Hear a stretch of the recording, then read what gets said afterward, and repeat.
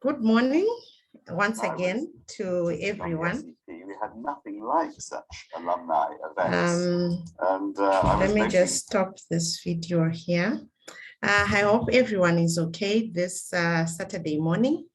And again, thank you so much, as always, for all this sacrifice of making time to join in the morning, people joining from different countries, different time zones.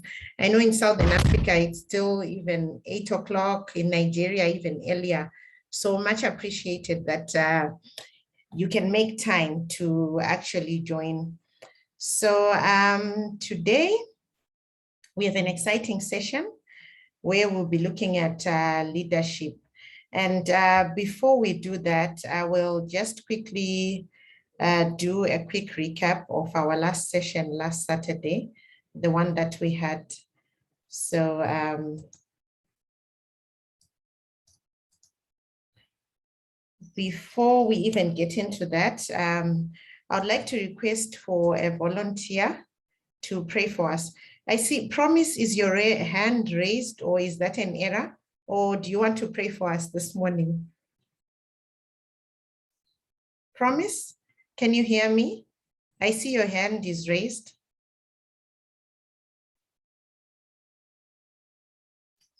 I don't think Promise can hear us. So is there any lady in the house? We have been having a gentleman pray for us for the past week. Anyone who's who can just make a short prayer for us? Or should I randomly pick? I can see quite a number of ladies that have logged in. I think Shamin is raising a hand. Shamin, please go ahead and pray for us. Okay, good morning, everyone. I'm Konawida Shamin from Bara University, Uganda. Let's humble ourselves for the word of prayer. Oh Lord, thank you for the beautiful morning. Thank you for our lives. Thank you that we've been able to come together for this discussion. We pray that this discussion becomes a success and we are able to absorb whatever we are going to study. Thank you so much, Lord. Amen. Amen. Thank you very much, Shamin from Barara University. Thanks a lot. And welcome, David. I see has now joined us. So before I give the floor to you, I'll just quickly do a recap of the session that we had last week.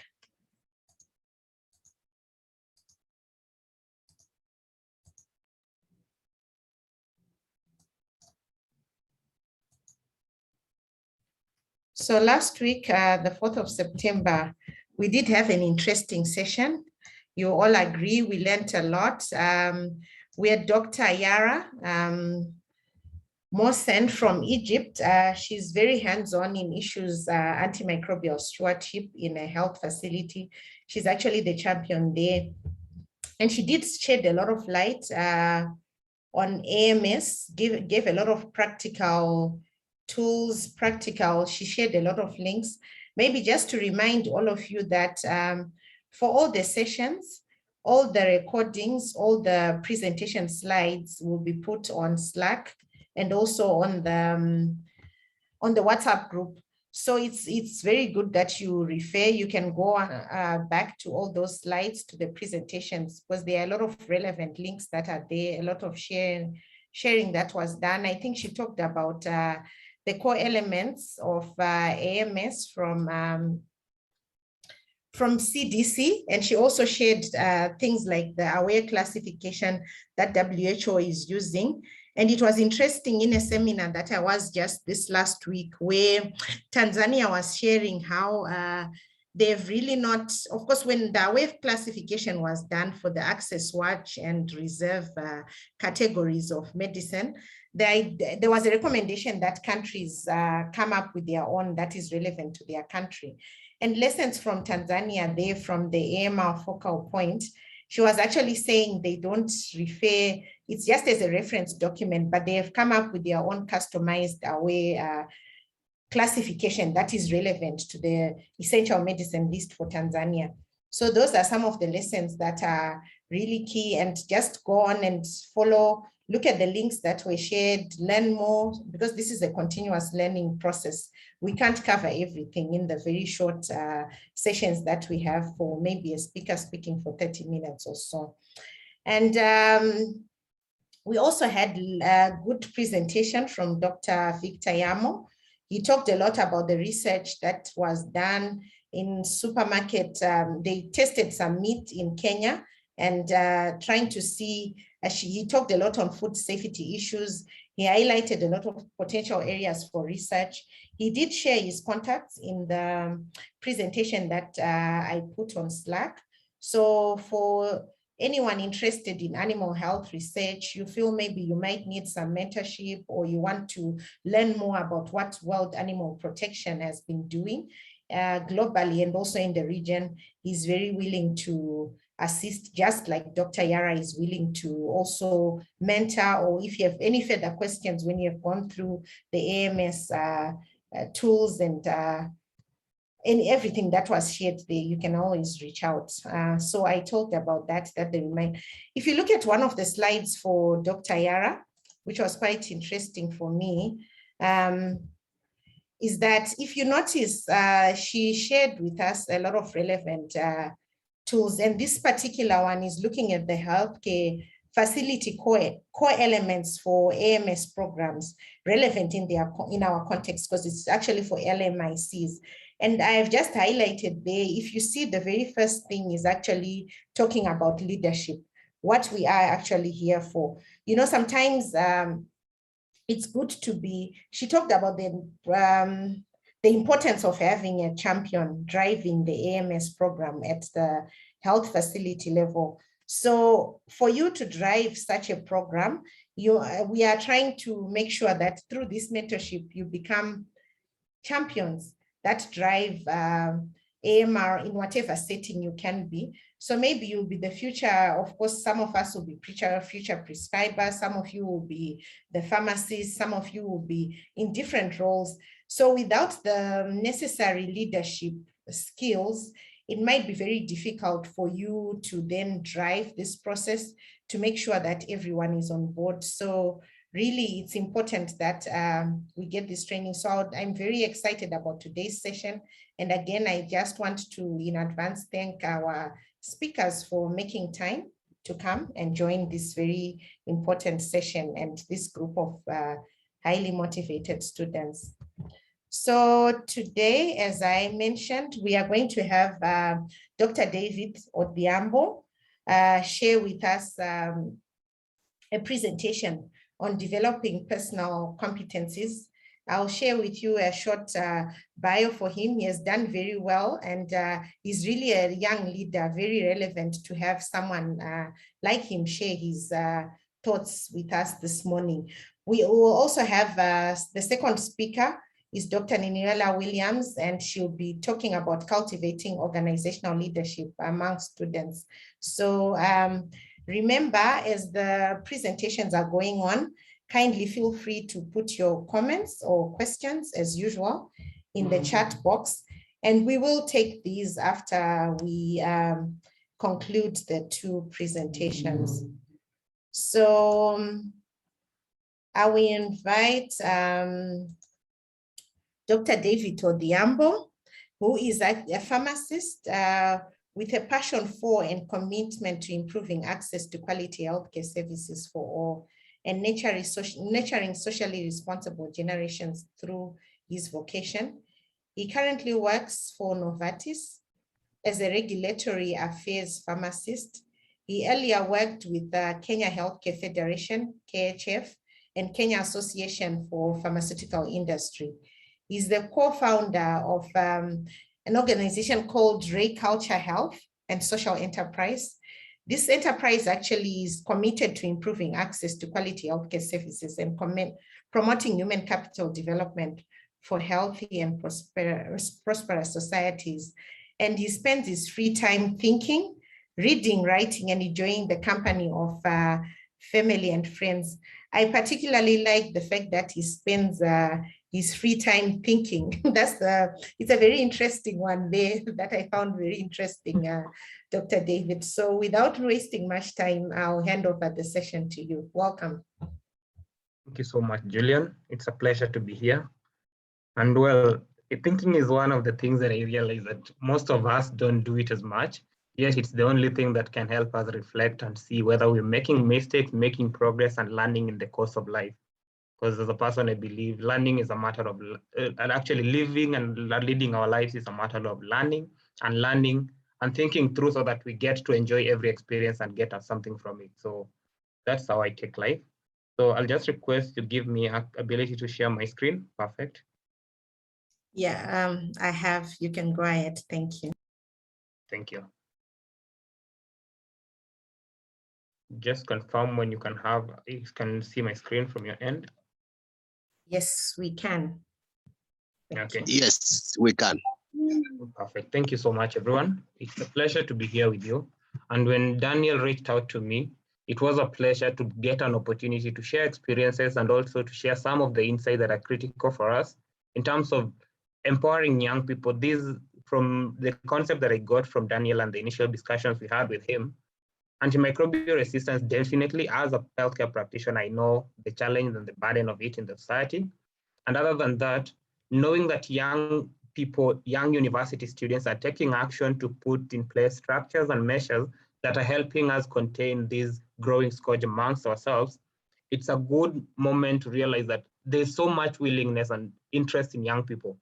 What is key is then to help them achieve their aspirations, to help them tap into that potential and deliver impactful programs in their communities, which is of essence even to me as a person in terms of the work we do with Ryculture, health and social innovation. And if you can see my screen on the left side, we have the Ryculture Youth Voices logo, the red one or the maroon. I'm not so sure of the color, but I believe it's kind of red. So the Youth Voices program from our perspective is a platform where we engage with youth-led organizations and youth leaders to build their capacities, offer mentorship and coaching programs, and to link them with established stakeholders and organizations that can give them the chance to grow and also let them manifest whatever it is within them, because we realize that as Ryculture as an organization, we are not able to realize all that we wish for. But if we cannot execute it, doesn't mean that we cannot amplify that impact among other young people who are running their different organizations to realize the impact they want to realize. So just to give a background of what Ryculture is all about, as had been mentioned by Julian, it's a forward-looking social enterprise, and we are committed to improving access to quality healthcare services and promoting human capital development. And our focus areas are always on health research, communication, health advocacy, health system strengthening, and human capital development, that capacity building in terms of the trainings and all. And our aspiration is to contribute to the edification of our societies towards responsible, healthy, and prosperous generations. And I believe this is key because even from young people, we are here as we're setting pace for the next session the next spaces where I'm going to discuss with you the different components. We have to acknowledge that we need more responsible individuals in our societies. We need people who are taking care of their environments and doing the best they can to ensure there's sustainability, there's value creation. And that is why we're having issues. Let's say, for example, when we look at the dynamics of antimicrobial resistance, there is irresponsible, irrational use of antibiotics that is bringing the problem that we are witnessing in our societies now. And if it's not taken care of, we are going to lose individuals that we love. That can be my mother, my father, my sisters, and any one of us, any of the people that you really value. But you have a chance to put an end to it. You have a chance to call out every other stakeholder within your environment to put in place structures that will ensure we don't have to suffer the burden. And other than just calling out, you can put in action, control the use, if, for example, your medical practitioners or aspiring medical practitioners as students, or ultimately as a researcher to develop new antibiotics and new molecules that are going to help us in managing infections. And this is something that is very important because I know even from my personal experience, my dad had actually a foot ulcer that developed and went for like 6 months. When he was transferred to the tertiary referral hospital, Kenyatta National Hospital, it was confirmed that he had become, the infection that he had was resistant to all the antibiotics, and he had to be treated with the most advanced levels. As Julian was giving the introduction, she mentioned the aware kind of categorization of antibiotics. The access were not working, the watch list were not working, and he had to go to the reserve where he was treated by meropenem. So these are the kind of things that we have to get to acknowledge, and we get to see that there's something that needs to be done. Another front, we can talk about climate change and all. There's so much that's happening in our society, and we need responsible individuals. And one of the things that also I just need to mention at this point, yesterday we were marking World Suicide Prevention Day. Whether it's within your circle or outside your circle, you've heard about someone who has lost their life to suicide. You've had someone who has attempted suicide. It's because of that ability to stay responsible and drive meaningful action that we can avert such kind of incidences in our societies. So how do we do that? And as I'm going into the section now, we are going to discuss the different components of what I was tasked to deliver on. There's the personal branding, etiquette, and work ethic. And your personal competencies will enable you as a person, either to support us in driving the positive development, the positive growth, and achieving your mission in life as an individual, or it will be the drawback that you have in your pursuits to realize that. And I'm glad that you as young people, you've already taken the first step and the commitment to be part of such a network. And then the next thing is now we're helping you get the skills you need and set off to run the next phase. So in the first session, I'm going to cover personal branding. Then the second one, I'm going to etiquette and work ethic. And based on the time that has been provided, I'll try as much as possible to work within that time frame. And I'm urging you to be as interactive as possible, because my session is just going to be questions, answers, discussions, and we move forward. So on the first bit, on personal branding, what's a brand? And for this, I'll give you a chance. Anybody who wants to share, what's a brand based on your perspectives?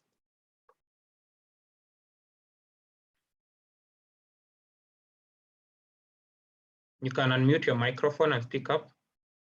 Anybody who has an idea of what a brand is? For me, I think a brand is maybe what makes something unique. What makes something unique? Thank you. Any other person?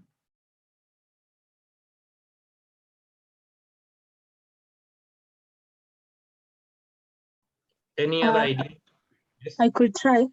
Yes. I think a brand is what people see about you, what people identify with you. Perfect. What people identify with you. Then we have somebody who has raised their hand. Walter has mentioned trade name. There was another person who raised their hand and they've lowered it just that fast. Any other person? Yes, Maureen. I think branding is a form of identification. a form of identification. Perfect. So I'll work with the three that you've shared so far. It's a brand, it's identification, what makes something unique, how you identify with, that's from Michelle. So a brand is your personal, a brand is an identity. It's a way that people associate with you. For example, some of the most iconic brands that we know globally, let's talk from the business perspective. Everybody knows about iPhone, and everybody probably wants to own an iPhone, however much the cost might be prohibitive. It's because of what we associate with the brand. From Steve Jobs' marketing techniques and the design and the development of the product, they were looking at doing something that was unique, was speaking to the queer people, the people who are kind of not part of the mainstream, the outliers in the society, people who are driving meaningful change. It is you, the uniqueness that you have. That's why iPhone is developed for you. Let's talk of Microsoft. Microsoft ensuring they revolutionize the personal computer industry, and by ensuring everybody has access to tools that can enable them achieve their potential. That is from Microsoft Office products. We have the Microsoft Teams now, one of the IT platform. We have the Microsoft laptops. They're ensuring that there's that infrastructure that can enable you realize your potential. And when you see that brand, you associate it with something. You have Coca-Cola. When we had the 2010 World Cup in South Africa, everybody knew about Coca-Cola in Africa. And even now, we still have association with that brand as a refreshment drink. People know of KFC, people know of McDonald's. Whichever brand, whichever way that you identify with that thing, and what association do you have with it at a particular level. So that unique identity, unique association that you have with that particular product is what we consider as a brand. So why do people do branding? That would be the next question. Anybody wants to share on that? Why branding?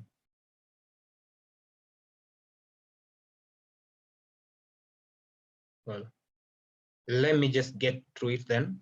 So once we, yes, somebody wants to share, Shamin? Yes, I think people do brand for easy identification. Mm-hmm. For easy identification. Maureen again? Okay. I think Yes, branding allows loyalty. For example, in business, people become loyal to iPhone. So if you brand yourself, it means people become loyal to your ideas and whatever you're trying to push towards. So that way, people be able to keep on following what you're saying because they trust the brand or they trust your ideas and your associations. Yeah. So to build that loyalty, to build an identity that people want to associate with. And then once people associate with that particular brand, you're able to realize the value of it. Let's say if you're selling a product and people have already identified with it, people will definitely want to consume your product. And that is the key thing about that brand. People want to buy an iPhone, people use Microsoft products, whether they want it or not, but they get to a point that it is what I want, I feel I'm comfortable using rather than any other device. And if you can get to that point, if you go to buy a soda, the first thing like get me Coke, anybody asking you without the brand, it would be like going out of the norm. It's obvious when somebody needs a soda, that would be Coke and all, depending on the environment, because I know in Africa, that is the main thing. So why branding? Oftentimes, every company does a branding because they want to build an image that the society associates with, the society relates with, and their targeted audience has an association in terms of what value do they drive, what do they stand for. And that is even in the current context when we're having global health challenges and all, every company is doing something to position themselves as a responsible member of the society, as an individual that is looking out for the world and trying to make a difference in that space for the good of the society, that's making a contribution in whichever way that is aligned to their mission as a company. So those are the aspects of why do you need a brand? You need to be identified in a particular way. You need to have an association with the people to make them relate well with you. And ultimately, there's nobody who ever wants a bad brand. Even if it's at this point, it's from company perspective. Nobody wants to have a bad reputation and a bad relationship from the different perspectives. So you want it to help you get customers, to help it build your clientele base, to get the returns if you're selling a product to the market, and even to drive value out of it. That is the key thing. So from that perspective, let me just read a couple of comments to create trust as well, because people will trust that product. When they trust it, you're making sales from it. Trade name, once franchise, trade identification. Then we have proprietary name, something that uniquely identifies you with. That is indelible impression on the memory or senses. Perfect. Then it introduces uniqueness in their product to create trust, and branding also supports in advertising and marketing of the product, so that when you are reaching out, you just talk about, when you see an apple, actually a bitten apple image somewhere, you'll know it's an Apple product. So those are the ways that it has support for you. Then we'll move to the component where now I was to talk about specifically on what's the personal brand, personal branding as itself as a concept. From your perspectives as young people, as individuals who are doing different works and activities in your organizations, what's a personal brand to you? And do you have a personal brand? Actually, that would be a good point to start from. Do you as a person have a personal brand? Anybody who has a brand, who believes they have a brand? Or even you can use the chat if you think you have a brand or you don't. Yes, no, that would do. Then we go to the next bit of what's a personal brand.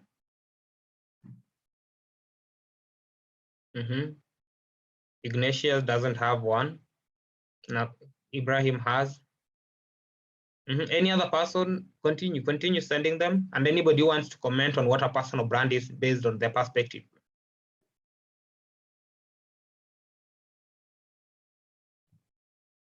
Okay, so from the feedback that I'm seeing here, we have no, two no's, yes.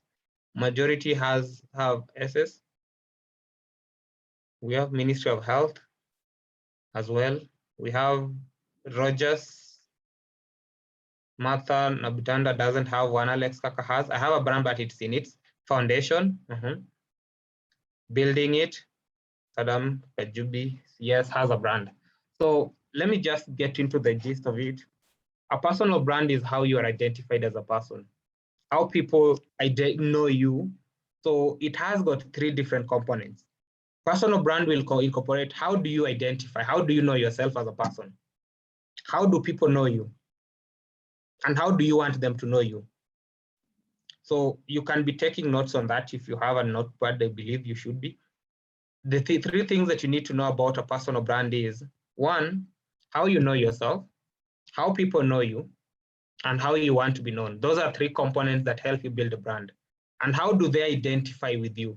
At the end of the day, when we're talking about a personal brand, how do you want to be seen, and how do you ensure that becomes the case? Let's say, for example, I see we have people from Uganda who have been sharing their ideas as well from the start of the session. In Uganda, from the political perspective, you have Bobby Wine, a musician, become politician. He's advocating for the rights of the individuals in the society. And most of young people will associate with him as a champion for human rights, as a politician championing for the youthful people and their rights and all. That is his personal brand. We have Daniel in this group, Daniel, the leading SAS, Students Against Superbugs. As an individual, when I'm associating with him, I know this is a youth leader who is passionate about antimicrobial resistance and willing to put in the work and the effort to ensure that he realizes his aspiration of putting an end to the scourge of antimicrobial resistance. So how do we know you? Is that how you want us to know you, or is it different? And personal branding is not segregated in any one component of life. If you come talk to me in the professional circle, I'll look at you from that perspective of this is his brand as a professional, as an expert in this particular field of life. But as an individual, even in our social circles, I want to associate with someone who is trustworthy. I want to associate with someone who is of integrity. I want to associate with someone who is kind, who is lovable, who is caring. So those are your attributes that will make me want to associate with you or not to associate with you. And every company or every organization will normally have a slogan. So as an individual, do you have a tagline? Do you have a slogan? And do you associate with it that people see it in you? When I interact with you, do you see the compassion and the care and the love that I have for you as an individual when we're engaging? Or it's something that I tell people I'm a caring person, but at the end of the day, when we're going to interact with them at a personal level, it's the opposite of what the case is. So those are the things. In terms of personal brand, it's how people identify with you, how people know you, and how you want them to know you, so that you integrate them to have a seamless interwoven network on what it is that marks you. So that is a key thing that you have to understand about your personal brand. And for those who are saying they don't have a personal brand, then what you have to acknowledge is everybody has a brand. From the day that you were born and you started speaking for yourself and doing whatever it is that you're doing, you already had an identity. And that identity is your brand. Are you the troublesome child or the good child, the disciplined one, the very caring one? It starts from that formative phases. And as you move through life, it's now a difference of the way they know me, the identity that the society has of me, of the people that I interact with has of me. Is it what I want to sustain, or do I want to change it? And if you want to sustain it, better continue doing whatever you've been doing to ensure that that becomes the notion, that the way that people identify with you. If it isn't what you want to be known for, it isn't the brand you want to sustain, then you need to do a self-audit. And that is why the aspect that we talked about in terms of thinking. You need to think and ask yourself, people see me as such a person, but that is not what I want them to see. How do I go to this other one? And why do they see me in that perspective? For example, people would be seeing this is an aggressive person, they're out of reach and all. Why do they say I'm out of reach? Probably because I've not taken much of my time interacting with them in the social activities. I don't attend weddings, I don't attend birthday parties, like all the different social functions. And therefore they feel I'm out of reach. So how do I change that identity, that kind of notion that people have of me, to ensure that I'm more accommodative and they're able to share their challenges with me if I want to be there to be supportive of their circumstances. It therefore means I need to get to engage with them in their own personal lives, attend such activities, so that I'm available. The traits that you have can only be seen when you engage with people, and those are key things that you have to know. So it's a way that you now have to build it. And why personal branding is because as young people, at this particular moment, I'm going to contextualize it in the basis of people working in the antimicrobial resistance space. You're either running an initiative or working in an established initiative, wherever you are, or a student aspiring to start an initiative. For you to achieve the work that you do, to achieve the successes and the aspirations that you have, you need people to work with. We are not in an isolated world, and we are social beings, and therefore the brand, the identity that you have is key in ensuring that you have people who can form partnership with you and be willing to work with you. So how do you do that? By having a brand that they associate with. If you're someone who is proactive, someone who is intelligent, who is creative, who can get good ideas and mobilize people, that ability to mobilize people, the charismatic leadership in you, will make them want to associate. And therefore, at that particular moment, you already have allies, you have people who are willing to work with you. And I'm glad, even from within the meeting, I'm already seeing people that I've interacted with in certain spaces. And there's some value that you've realized, we are creating a value system together. We are making impact together because of that brand that you've associated. You're trustworthy. People can invite you to sessions to share some of the insights that you have. So how do they perceive you? Then once you know that is, you need people to work with you and support you in that process, it's key. The next phase that you need to know, some of the work that you're doing and all that, they need financial support. So if they need that financial support, there's no funder who is going to throw their money to somebody whose integrity is questionable. Over time, everybody has been mentioning, oh, this person is corrupt, this person is corrupt, this person has embezzled funds at some particular organization. And then you're there writing a grant application so that you get funding. It doesn't work like that, because at the end of the day, as a person, let's say, for example, if I'm a financial institution or a venture fund or a grant funding organization, I look at your proposal and you'll give references, of which I'll reach out and I'll do background search on you to realize what kind of a person am I dealing with. And one of the things that I can mention to you that as young people, we've gotten kind of in a closed cycle where we think that whatever we do in the social media space, it doesn't have an impact on our life. And those are areas that where also we build our brand.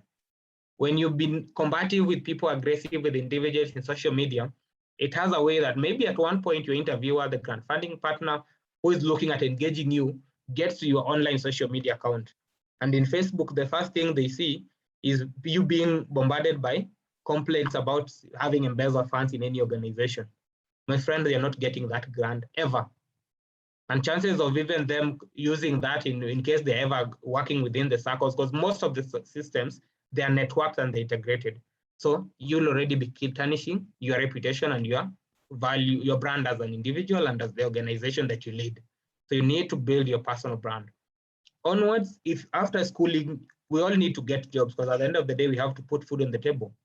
How do you put food on the table? By getting a job and delivering on that job.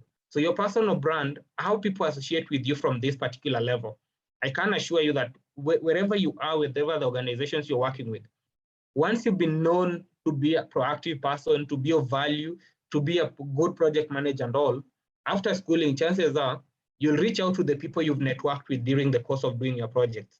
And that person might not have a job for you, but they will have the ear antennas raised looking for any opportunity that might come up, because they know your potential, your capabilities.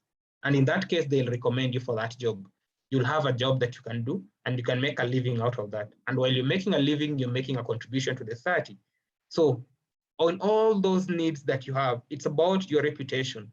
And even in your personal life, as a man, if I'm going to pursue any lady, there's no way I'm going to portray myself as the bad person. And that is a personal brand. And if they already know your tendency, let's say, for example, you are a player, actually a viral player in that matter, chances are very minimal that lady would say yes. And that means I'll have lost because of the brand that I had built in that social component of my life. So is that how we want to carry ourselves, or is it intentional that we want to make amends in terms of how we learn or run our lives and how we engage with people? Scholarship opportunities, different fellowship programs, build a brand that can help you narrate your story. And once you have a brand that can help you narrate your story, then interlink it with whatever you are doing and whatever the opportunities that are ahead of you and that you envision you're going to look forward to in the future of your life. And that is very, very important. I believe that makes sense to us and why we want to build them. Then let me just read the comments again. Welcome back, Okoro Promise. Then we have personal branding is the conscious and intentional effort to create and influence public perception of an individual by positioning themselves as an authority. You can position yourself as an authority, that is in the technical spaces, but you can also position yourself as a human, like your humanity. You can manifest your humanity. Be caring, be kind to people, be supportive, and just be there to be a good human being. That is all. And I think one thing that we also have to acknowledge is we are in a competitive world, and most of us have become so aggressive and so success focused that we've decided to bank, actually, we've shelved our humanity component of us, and we are looking at how do we make it to be successful. That's all. And I think we need to reflect on those aspects as well as we move into this session. Every powerful person must have a good personal brand, yes. You need to be known in a positive way for you to derive value and also to get people to support your cause, because you need their support. Then the next thing is, how do you brand yourself? In branding yourself, I mentioned the aspect on reflecting and identifying how people know you, how you know yourself, and how you want them to know you or perceive you. And therefore, if you have those three components at first, the starting point would be, why do they know you in a way that you don't want to be known? The activities that you've done, there are different communications that you've reached out, and they know you based on how they've seen you, how they've read about you, or what they've heard about you. And whenever somebody hears something about it, something that is coming from within your circle and among your colleagues. So how do you change that narrative? If you did something that was not right, you need to make amends in terms of, you can apologize if you hurt someone. And if you cannot apologize because that person probably you've moved, lives have moved and you can't reach them anymore, you can make amends to ensure that moving forward, you build a new circle of people that you know, I'm doing the right thing, I'm doing right by them and making a difference in terms of my contribution to the society. That is the first point. Reflecting, and establishing a strategy on how you want to be perceived and how you're going to go about doing that. Once you've identified the particular brand that you're working towards, then the next thing is putting in the work. After strategizing without acting on it, it's like, that's a fallacy. It will never happen. So how do you build your brand? If I want to position myself as somebody who is working within the, let's say, for example, in the antimicrobial resistance space, you're going to focus on AMR. What are new insights? What projects are happening in that space globally? We have the AMR Global Fund, we have the React, we have Guardians for Antimicrobials. There are different initiatives all over the world. Do you know about them? Do you know what they are focusing on? When we talk about antimicrobial resistance, we need to start from research and development. That is product development. Then from there, we look at the regulatory processes to ensure the antibiotics are getting into the market. Rational use in the hospitals. Are doctors prescribing right, or they're prescribing what can cover for every disease? And that is where they'll now go to the reserve rather than starting with the initial component of the access products. Empirical treatment. Do we have diagnostics? Then we're now moving from there, we can move to the aspect of the dispensing practices. Are pharmacists dispensing what is prescribed, or they're dispensing based on what they have in stock? Is it right for the patient? So that you look at the dynamics of, this is all that entails antimicrobial resistance from the human health perspective. Then after that, you move to the animal health. Are we using antibiotics as growth boosters for animals in our farms? Are we using antibiotics for managing of pests and aphids in our farms? And how does that relate to transmission into the human life cycle? How do we break that chain? So you need to understand those aspects as well, based on which component of the antimicrobial resistance sections you are focusing on as an individual. Then you can even go to the environmental component, environmental pollution and all that. How do we manage our waste? Because the waste ultimately lead to, they get into contact with different effluents and all, and they ultimately end up into our lives, our bodies as humans, based on what we eat, where the air we breathe, and even contacts from different artifacts in our community. So how do all those play a role? Once you have the knowledge, that is knowledge building and knowing the resources that you need. Now bring that knowledge to share it from a point of knowledge and from a point of authority, as somebody mentioned, being known as somebody who is an authority in that particular field. Can you share that knowledge? And in sharing that knowledge, the greatest platform to share your insights, as from my perspective, this is from a personal experience perspective, LinkedIn is a professional network. I don't know how many of you are on LinkedIn. You can just share on the chat, your LinkedIn profile maybe, so that you can also connect from here. Share your perspectives on LinkedIn. You can write an article, you write a post, that is key. You can start a personal blog, WordPress, Blogspot, they have free blogging sites. You can share your ideas from there, and then that link from that blog, you can use it in your LinkedIn page, you can use it in your Facebook page, your Twitter account, Instagram, whichever way. Just ensure you communicate your ideas. And as you communicate your ideas, build networks. For anybody to vouch for you, to support you in particular process, they need to know you. And therefore, let's say, for example, all of you are focusing on antimicrobial resistance. Currently, we have 49 participants in this meeting. Do all the 49 know you? If they don't, at least ensure that 5 or 10 know you. And all those 5 are working on antimicrobial resistance related initiatives. Therefore, they are able to support you, they're able to retweet your work, and they're able to expose you to their own network that might not be available to you. And that is already helping you build a brand, because when I go online, I don't follow, personally, when I go to Twitter, I don't follow everyone. When anybody sends a follow request, I'll look at their profile, 1, 2, do they share any content? Because I don't want to follow an account that is adding to the statistics, but there's no valuable content that I'm getting from their timeline. And that is why you need to be also very cautious in terms of what content are you following, what value does it add to you, and how do you interact with that content? So those are the things. Then share those articles, engage, and ensure it's moving. For the initiative that you have, do you have a LinkedIn page for it? Do you have a social media presence? Do you have a website? If not a website, even a blog page for that initiative? So that when somebody's listening, hearing about, let's say, for example, SAS Africa, they'll be like, oh, SAS, do they have a website? I look for that website and I know they exist. I look for a Twitter page and I find it. I have looked for a LinkedIn page, I find it. Good enough. But if you don't have a social media presence or online presence and you're in a digital world, then you're losing out in a particular way. Ensure you create a presence in that space so that the world can see the value that you're bringing to them and interact with that value.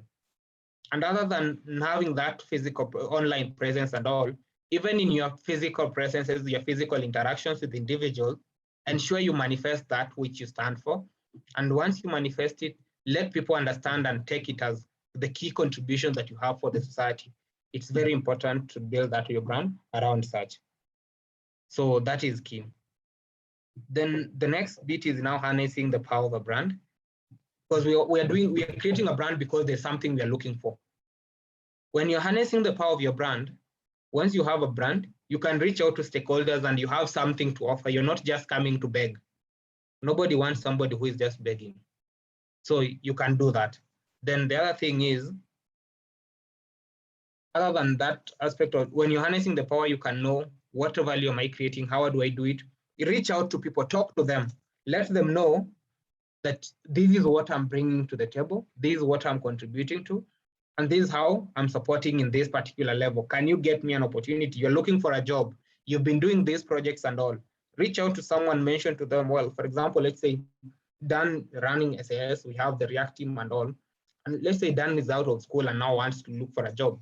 You would call Julian and mention, Julian, actually I'm just finishing my schooling and I'm looking for an opportunity on where I can work. So if that is the case, then Julian would be like, oh, well, I'll look around in case something comes up, I'll let you know. There's that value because you had already built that network of trust and value creation that is important to you. And if you want to, after building a brand, some people are doing it in terms of marketing now. You want to raise resources for your organization. Is your brand reputable that you can merchandise products and sell those products to individuals who trust in whatever work you're doing? When you're merchandising those products, you're gaining resources. The resources can help you continue the work you're doing. And it's a win for all of us. So you need to be strategic and you need to understand this is how and where I'm going with my personal brand. And that marks the end of that session on personal branding. I'll give you a moment to ask questions. Then the other sessions will be a bit short because they're building on this. So any questions? Jimmy, personal branding should be right from the impact someone makes in the community and your nation. Yes, thank you. Any questions, any comments?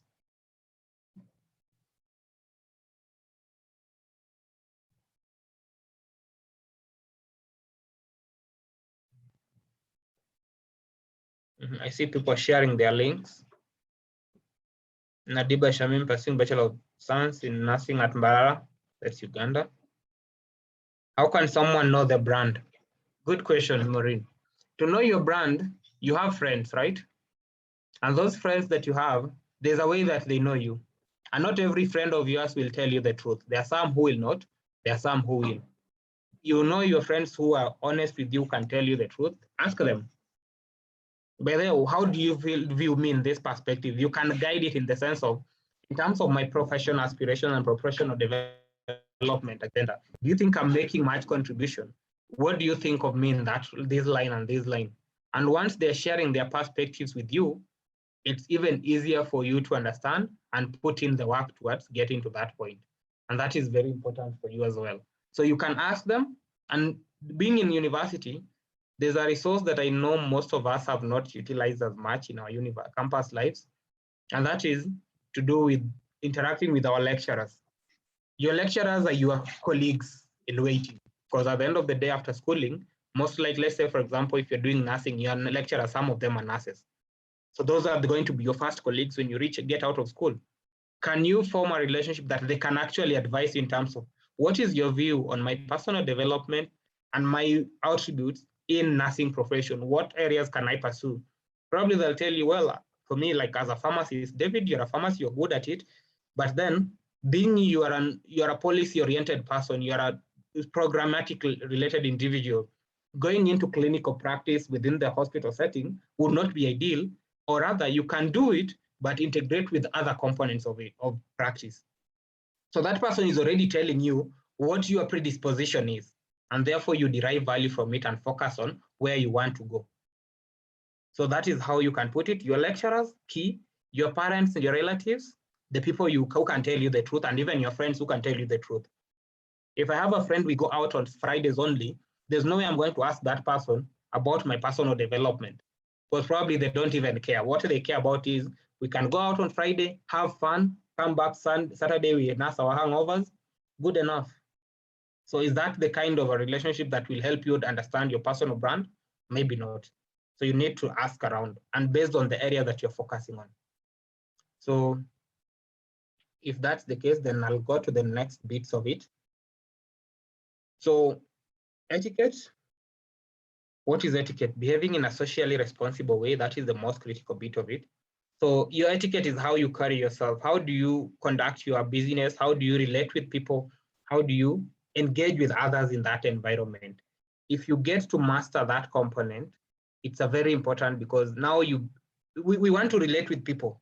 And we can't relate with people who are abusive. Let's say, for example, if the first thing that whenever we meet, I have to insult you in some way, throw some dark banter on you, it won't be right. And if that becomes the case, then nobody would want to relate with you. And our etiquette is how we conduct ourselves in different settings, depending on what kind of environment is it. How do we derive value from that environment? And what is our role or what is our contribution in that particular space? So etiquette is important. It makes you a cultured individual. Everybody wants to have somebody who carries themselves with decorum, with respect, with value. It teaches you a way to talk, walk, and most importantly, behave in the society. You need to know, how do I relate with people? If I'm talking to my lecturer, do I talk to them as a 6-year-old kid, or do I talk to them in a particular way? If I'm talking to a peer in the environment, how do I relate with my peers? Do I relate with them from a point of respect and value authority, or do I relate with them from a point of prejudice, or like you feel like you are superior or better than them? No, you have to look at it from a point of, there is something they have they can offer. There is something that I can offer. How do we come together and work towards ensuring we behave in a way that opens up room for collaboration and support, and at the same time, it's open up opportunities for us to grow, for us to derive value, and for us to stay human as individuals, because before everything else, we are human beings. And that humanity that we have in us is what really counts. Everlasting first impressions, how you present yourself in the first case, and that would really be important for those who are considering going for job interviews. The first impression is key. I had a recent case where one of my senior colleagues mentioned that juniors went for interviews and they didn't present themselves in a professional manner. So the professional etiquette was missing. And therefore, chances of even getting employed from the first impression is off. So you need to ensure that you carry yourself in a way that ensures that you have a lasting first impression, and it's an impressive one, not a lasting in the negative. Enables individual to earn respect and appreciation in the society, then feeling of trust and loyalty in the individual. You become more mature and helps individuals to value relationships. I value relationships with people who carry themselves, who respect me, because everybody wants to be seen. If you show me that you really see me, you feel my presence, and you feel like we have a common understanding, it's of more essence than coming to show your brilliance and your greatness as a person. So do you make people feel of value, or do you make them feel inadequate in your presence? That would be critical in terms of the etiquette. And then in terms of the different now settings, when you're going for a social function, how do you carry yourself? It's a social fun, have fun as much as you can, but don't overstep to the point where you now become a nuisance. For example, you go out hanging out with your friends, you go to a birthday party, you go to a wedding, you go to the baby showers and all. And normally such functions have alcoholic drinks and all, and then you drink yourself stupid to the point now you have to be carried home. That is lack of social etiquette, because you don't respect yourself enough to ensure you have your limit. Do you understand yourself to know the limits of how much you can consume? You go have public washrooms, the bathrooms and all. When you use them, do you leave them clean or you leave them in a messed up state? You need to ensure that you carry yourself in a way that you're doing the right thing when you need to do the right thing. Corporate etiquette in the office setting. Do you keep peeping into other people's offices? Do you walk around aimlessly, not doing what you're doing? When you go to corporate meetings, do you carry a pen and a notepad? Because if you fail to do that, it's like you don't value whatever insight you're getting from that person, or you think they have nothing much to offer. You're just there to listen and walk away. It's not of value to you. How do you make them feel? That also contributes to the meeting etiquette. Telephone etiquette. When you answer a call, how do you talk to that person? Do you give them a chance to tell you who they are? Or when you call someone, do you introduce yourself to them? How does the conversation go? At the end of the conversation, how do you end the conversation? Thank you for your call. Have a good day ahead and all that. The niceties that we might feel they are formalities, they're important. They might show that you really value that person. And it's also important that you get to a point that when you're passing your greeting, it's not about just a formality. Well, how are you? Fine, thank you. Maybe I'm not fine. What if you ever ask someone how they're doing and they told you, I'm not doing well for now? Will you have something to follow up, or you are expecting a fine move and move on to the next thing? So those are things that you also have to consider in terms of your etiquette and personal development. Eating etiquette, when you're eating in public, how do you conduct that? The business etiquette, are you somebody of trust? Are you somebody who will actually commit to their promises and follows through on the same? Are you someone who will ensure that when you promise to deliver a particular product or deliver services, you'll do it to the end? Do you focus on perfection? Do you ensure that you deliver results? So those are key things that you have to consider. And just one thing that I forgot in the telephone etiquette, you need to know that if it's the social calls, we can have them anytime. We are friends, not much, because of the relationship. Professional official calls, the standard work is between 9 to 9, but other than 9, even when you're talking about 9 to 9, there's that provision that at least within the working hours, those are official corporate calls. 8 to 5. Other than that, you should not be making such calls. And 8 to 9, the first 1 hour, probably somebody settling in at work and all. When you make calls at that particular point, probably you're distracting them even in their initial plans for the day. So 9 to 5, good enough. And you get to that point that, this is how I need to conduct myself in a socially acceptable and responsible way, that I don't infringe on other people's spaces. But at the same time, I'm not failing to deliver my value or failing to offer to derive value from that kind of interaction. How do you build that social etiquette? Exposure. There are things that you didn't know before you went to campus, but now because you are exposed and you've interacted with people from diverse backgrounds, you know better how the people in different cultures conduct themselves, how different organizations work. That exposure is very, very important. And if you can't expose yourself by interacting with so many people beyond where your university is, there's online interactions you can learn from people. There are videos you can watch. There are different blogs that you can read on people. There are books that you can read.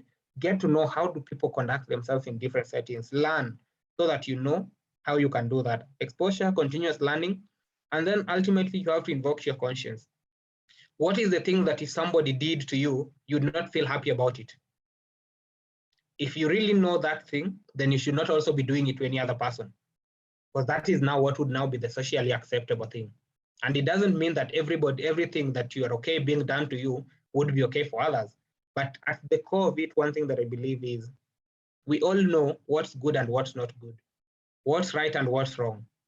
And even without looking at the moral justification, the ethical conduct and all, there is that innate feeling in us that when I do something, when I steal from someone, I know it's wrong.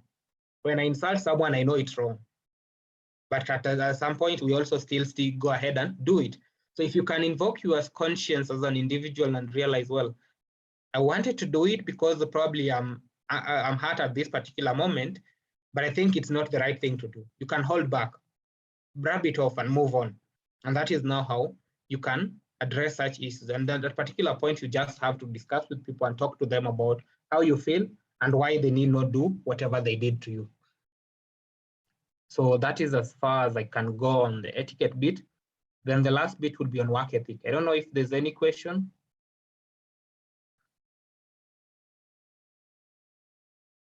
If there's none, the work ethic will be a brief one. And work ethic is what counts in the different organizations that you run and the different projects that you're doing.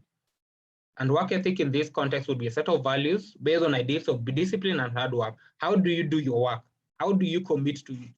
Your commitment, your dedication, your quality of work that you produce, and your passion, your attitude, your performance in that job will be all related to the work ethic. Let's say, for example, I got a job. The normal office reporting hours is 8 to 5. Then I'm getting to the office at 9:30. Already, timeliness is an issue at that particular point. I have a project that I'm supposed to deliver on. Somebody sent me a Word document to review and edit for them, and I'm sending it without ensuring the alignment of the text is right. The spacing is normal, the same standard. The font that is used is a common font, or if not common font, it's based on the company policies. That is poor work ethic. You're not paying attention to the details that need to be paid attention to. Your CV, you're sending your CV to someone for an interview, for a job position, and that CV is already not edited, not updated, and not contextualized to the kind of job that you're looking for. Really, is this somebody who really respects what I'm doing, or there's somebody who are just presenting themselves for the sake of presenting themselves? And those are things that people look into very critically. And even in the social development world, the NGO organization, it's about how do you deliver your work. There are reports. Let's say, for example, you got a grant from my organization, if we have grant funding opportunities. And then once you receive that grant, I'm not seeing any reports that are coming from you. Or if the report is coming, it doesn't capture the way that you've impacted lives, the way that you've contributed in realizing your objectives. I gave you money to look at community sensitization and on antimicrobial resistance. And when you are reporting back, probably the work did not happen, or you're just giving shoddy stories, like they're just snippets of what happened. That doesn't happen, because at the end of the day, I need to see the impact of the work. How many people did you interact with? If the funding was spent in, let's say, for promotional materials, how many promotional materials did you buy? Posters, how many banners? So that at the end of the day, you are accountable for whatever is there. And you're giving a detailed account of what you did in that process. So that is work ethic. So it's a set of moral principle values that employer abides by in their job performance. Just a minute. That abides by and uses in their job performance. It covers an employee's behavior and attitude towards their job, their career, and the workplace. So you have to be dedicated to your job at a personal level. You are the career in terms of, I'm a pharmacist at this particular moment, working as a regulatory affairs pharmacist. I need to perform in that job. And other than that, I have a career ahead of me. I graduated in 2019, now 2 years out of school. I still have like 40 years to practice. In those 40 years, do I want to be restricted within this space, or do I want to open up the horizons and look at what other opportunities are out there? So I need to look at those spaces. And in the workplace where I'm working, these are the people who have the opportunity to open up doors for me. So how I dedicate my time, how I perform in that particular job that I have is going to count. It brings me back to the initial component. Your university lecturers are your future colleagues, they are colleagues in waiting. And therefore, the workplace that you have first is the university environment, where are you doing your assignments diligently? Are you following up on the reports as they should be done? Or you are just doing it for the sake of, let me get done with this and go away from this? Probably that lecturer is the one who could refer you to the next job, but not knowing you'd be overlooking that kind of opportunity. So you need to be very keen on that. There's a quote by Malcolm Gladwell that was inspiring to me. If you work hard enough and assert yourself and use your mind and imagination, you can shape the world to your desires. And your desires is to be successful, to make a contribution to the society. So the most important thing, build a strong work ethic or a good work ethic, regardless of, depending on how you want to look at it. And once you do that, you're making a contribution. And the elements of good and strong work ethic in this context would look at, we have hard work, company employee, you're looking at these people, you have the attitude. Do you have a positive attitude to your work or not? The chain of command, do you respect your leaders in that kind of a position or not? Integrity, are you someone of integrity? Are you motivated to do your work? How do you dress when you come to the office? Are you involved in office corporate politics that are actually subverting to the development of the company, or you are contributing to it and supporting the company in achieving its mission? When there is a problem, are you a problem solver? Or you are somebody who complains and laments about everything? Are you professional in your conduct? Or you're bringing the sideshows and everything from your social life into your corporate work? They're non-work related activities, they should stay there. Are you discriminative? Do you show some bias against other people who might not be associated with where you come from? Let's say in Africa, talking of ethnicity, we have racism and all that. The gender biases, are you perpetuating them or working to eradicate them? So those different attributes that might be manifested, they might be so subtle that you don't even realize them, but they have a contribution in making you make a difference and have a standing in your company and in a job that you have. And you need to be very keen about it. And when you get a job, what I tell myself is, I give it my all, I give it my best. If I succeed, I'll be proud of the work. If I fail, I've learned from it and I move on to the next one. But if you don't give it your all, give it your best, you are risking even losing the little you have. And there's nothing as painful as losing what you have, hoping to get something which might never come. So give it your best, focus on it, and realize your aspirations as a person. And that marks the end of my session. I hope you've learned something. And now I'll give you a chance to ask your questions. All through.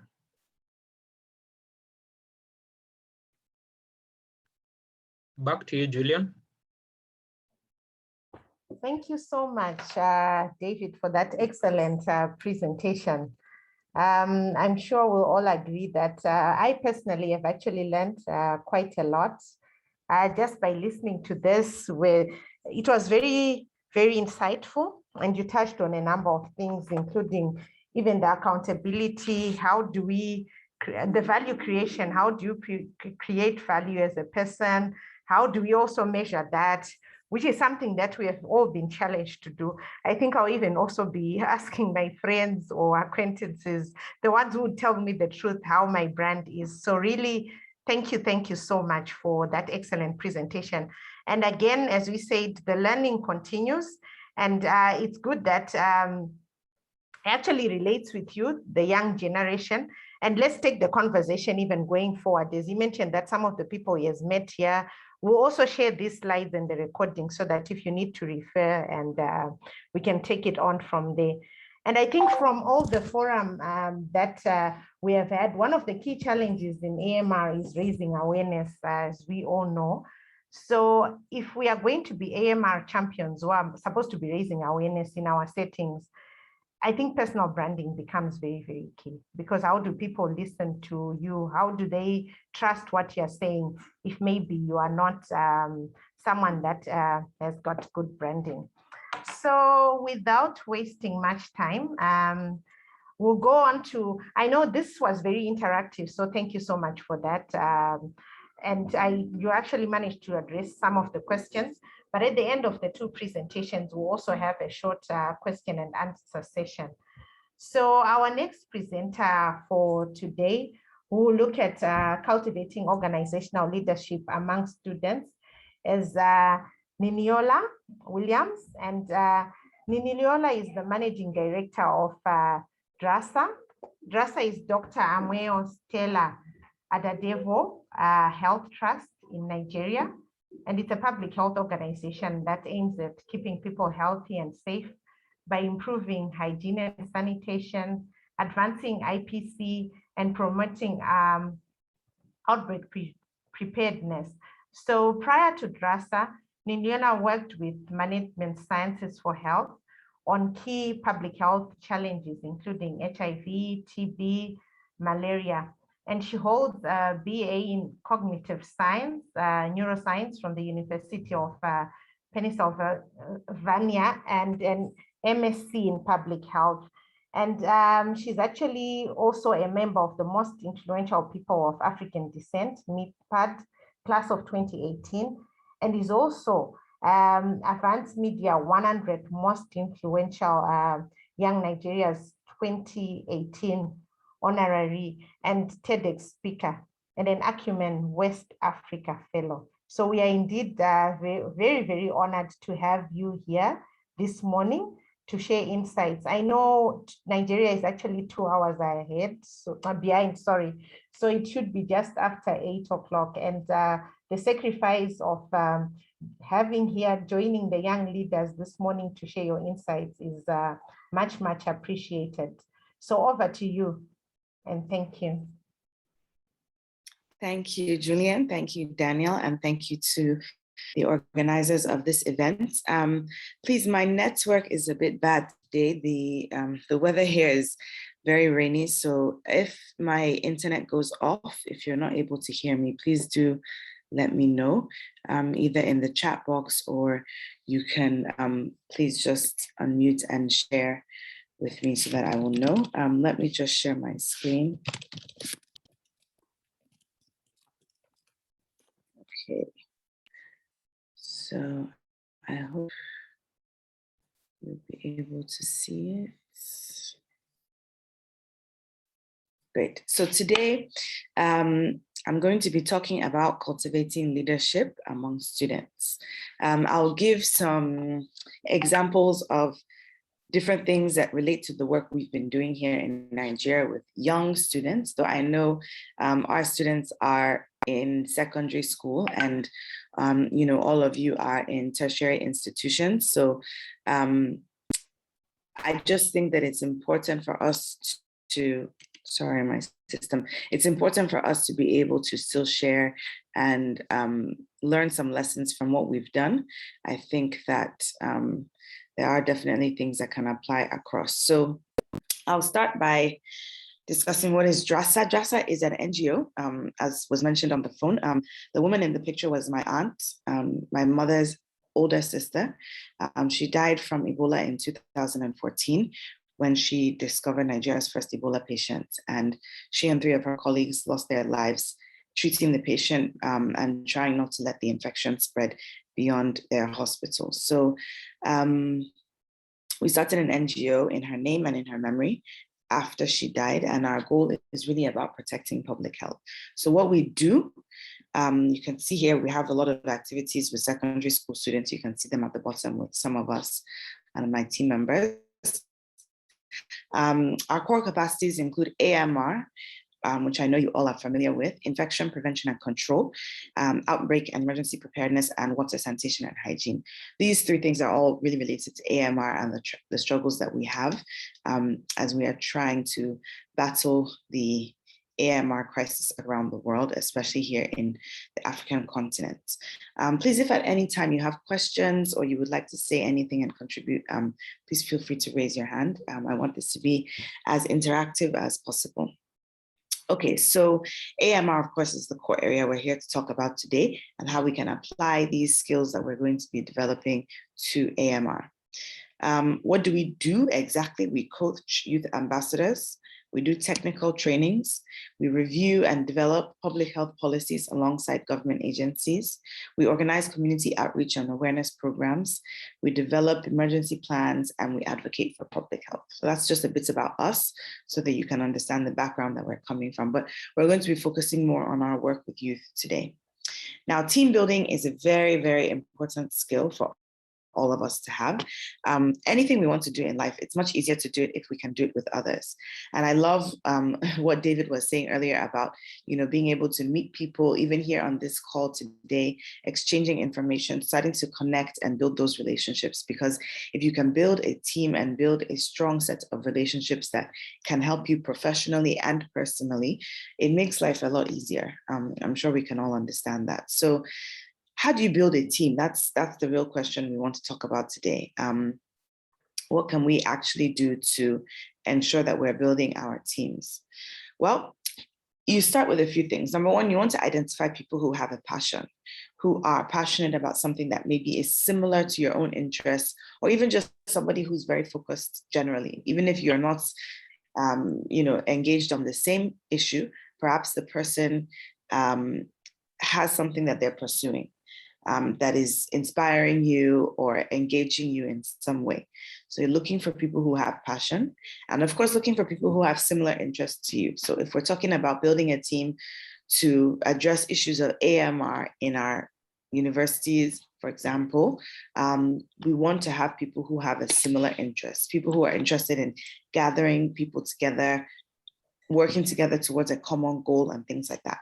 But at the same time, you don't want everybody to be the same. If we get everybody from the same school, the same course, for example, or coming from the same city or the same town, we will not have a very strong team. It's very important that we also have what is here on the screen, which is varied backgrounds. We need to have people from different places coming together, working together, looking for people who also have influence. You'll find that, especially in school environments, university environments, there are people who are known. They are known on campus. They are known to be, this is the person you go and see if you want this particular thing. Those people who become natural leaders in a social environment can be helpful when you want to build a team to achieve something, because they have some influence, they have some authority and some power already established in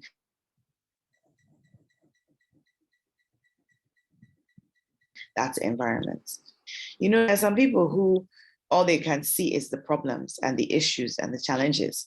And then there's some other people who can look at the same thing and all they see is, wow, look at all this opportunity. There's so much we can do. There's so much we can learn. There's so much we can change. So if we have that problem solving mindset, it helps us even in the team building process, because it means that we are guiding ourselves to do more than just looking at the problems, but we are focused on the solutions. And I'll talk more about problem solving a bit later.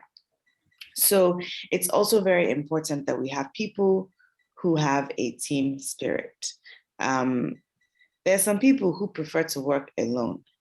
They don't really like or prefer to work with teams.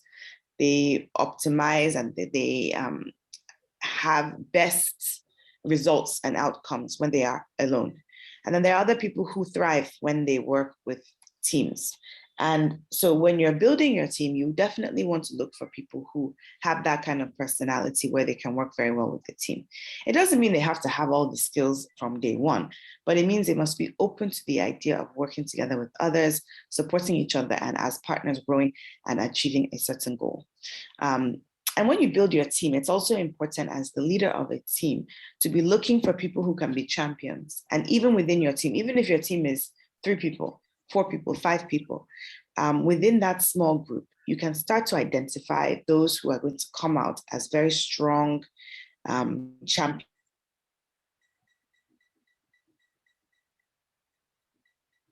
and mini lead.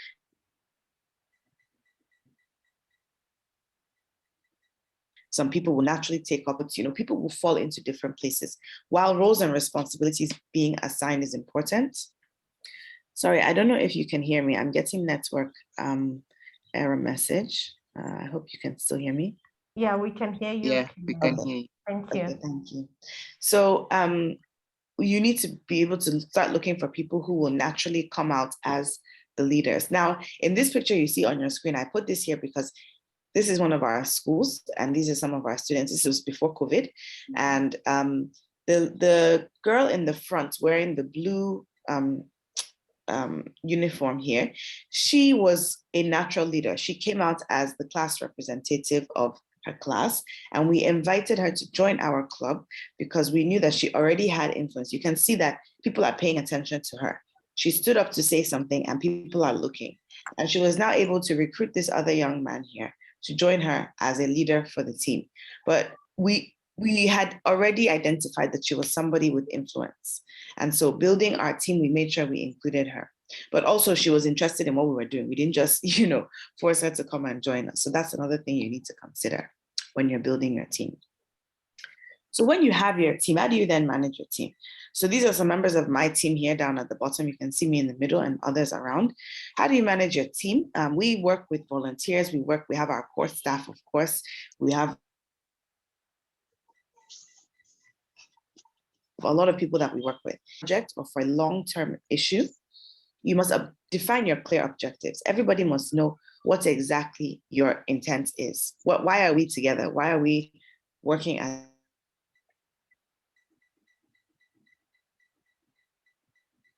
a team? Why are we here? This team was put together because we have a mission of delivering projects across Nigeria that protect public health. Or this team was put together because we have a mission of establishing a club to tackle AMR in our university. Whatever your objective is, it must be clear and every team member must know and understand it, because they cannot be an effective team member except they know why they are in the team in the first place. And that goes into the second point, which is ensuring strong communication.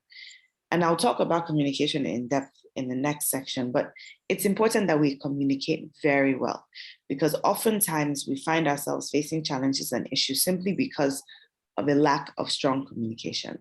You need to find a communication style that suits your team members. Everybody is not the same. Some people prefer WhatsApp and text messages. Other people prefer you call them. Other people prefer don't call me, don't send me WhatsApp, email me. Everyone has their own personal preferences with communication in a written format.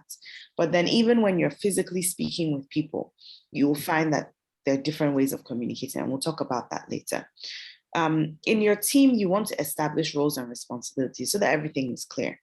You are in charge of design and communications. You are in charge of program management. You are in charge of accounting. Whatever the case is, everyone must have their defined role and responsibility. And it can be challenging if you're just building a team from the beginning. So what is advised is that when you're building your team, before you recruit and get everyone to join, you start thinking already about the functions you need. Okay, I need someone that will be very skilled at design because we need to design flyers and posters. I need somebody who's good at accounting because we'll need to check our money and make sure we're not running out of money for the programs we want to do. I need somebody that's very good at community outreach. Whatever you want to do, you need to plan to have people in each of those roles. But then when you now establish your team, it's important that everybody knows what they're doing so that, first of all, there's no overlap. Okay, I see that somebody cannot hear me anymore. I don't know, my network maybe not so strong again. Please, can someone else We can confirm? hear you. We can Okay. hear you, Niniola. I think Okay, maybe Polycarpo has a problem with it. Okay, all right, thank you. So when you have your roles and responsibilities, it makes it easier because then everybody knows what they're doing and you don't have overlap in between, you know, oh, this person is doing this. No, I thought I was doing this. And then you have duplication and you lose effectiveness as a team if that is the way it goes. So Nathaniel, I see your hand is raised. Would you like to make a comment? You can unmute and go ahead.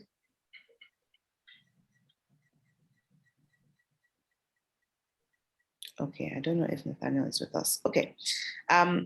Another important part of having a team, okay, Nathaniel says it's a mistake, no problem, is you must evaluate and allow for feedback. Nobody is perfect. So even as a team, we need to look across ourselves, look within ourselves, and look at ways we can improve and be better, and also get feedback from each other. So as the leader of the team, just because you're the leader doesn't mean you don't get feedback from your team members. They should be able to tell you that, okay, this thing that we did last week, I don't think it was so effective. Maybe we can try this time.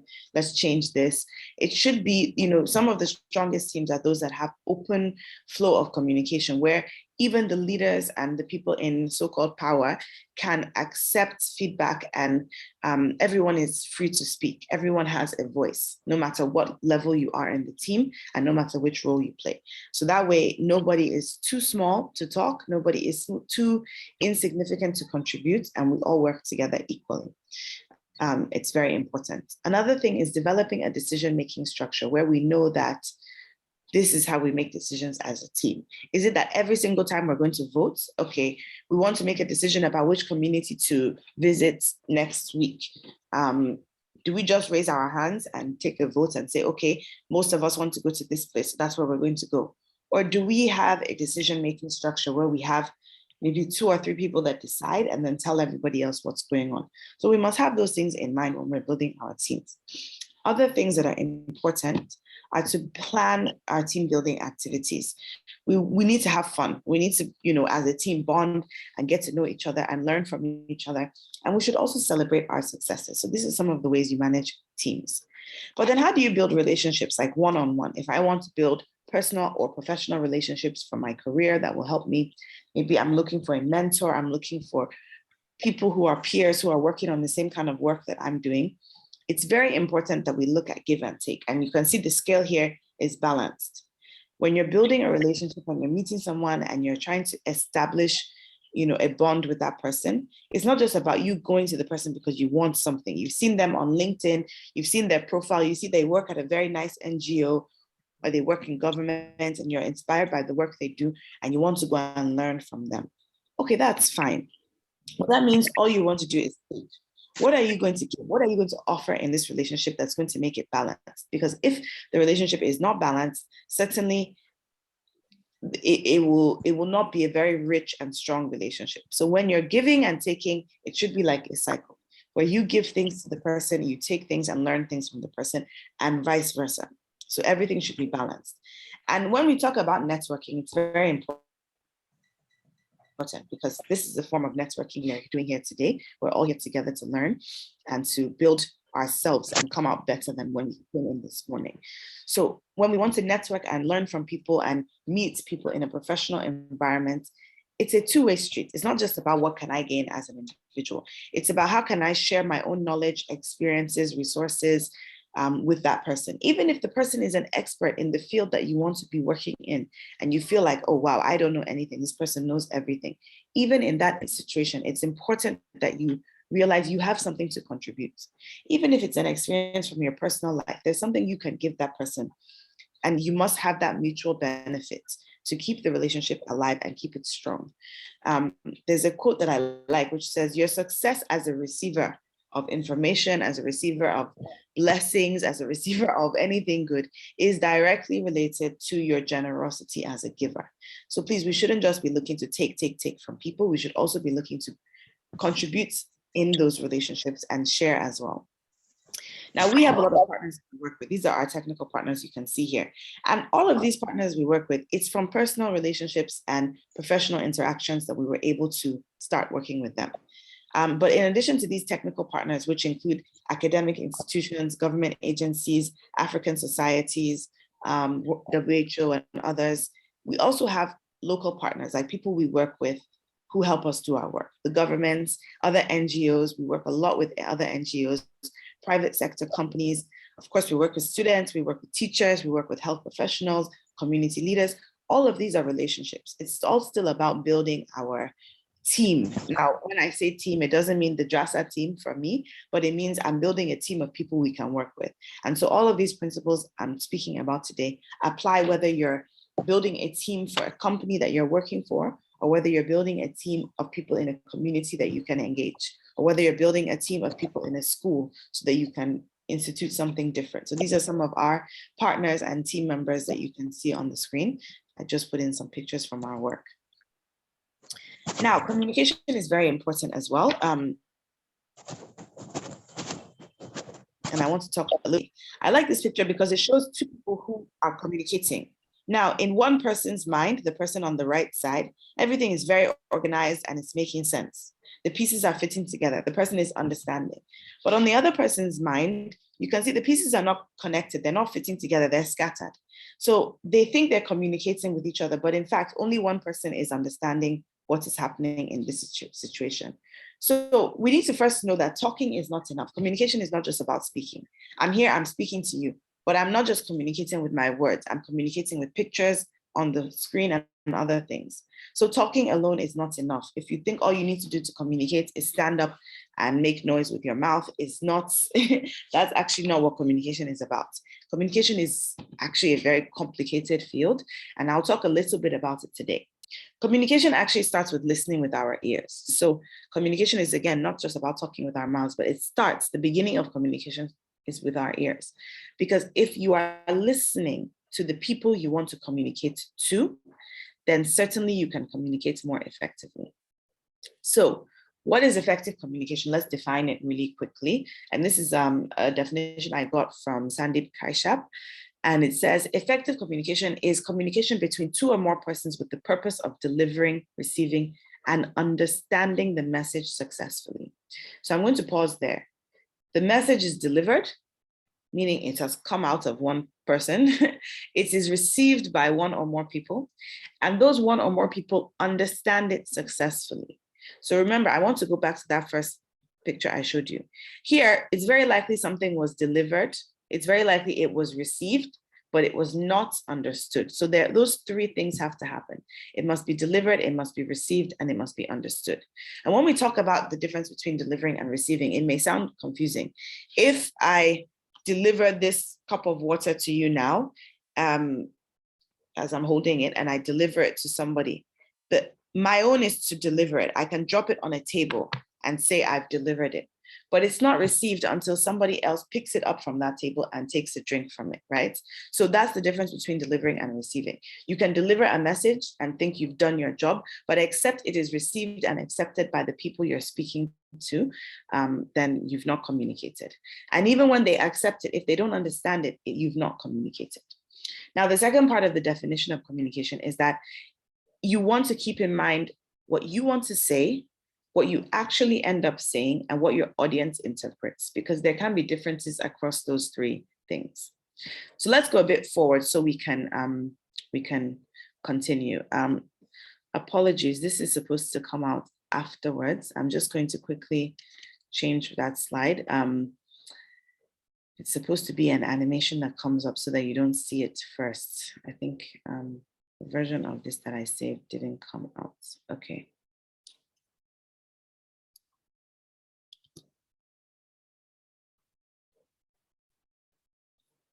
All right, let me share my screen again. Now, we've defined effective communication, and the characteristics of effective communication are as follows. You have a clear message. It's a correct message.